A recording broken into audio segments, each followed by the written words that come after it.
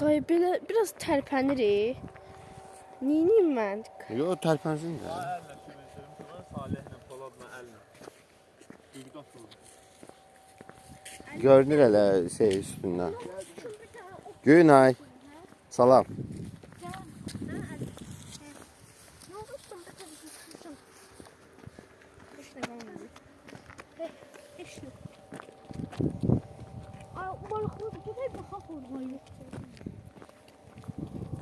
Traktor gəlir orada.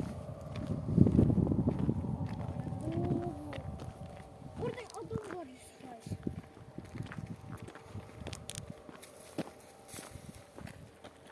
Bize bakır deyirlər, bana deyirlər. Necə?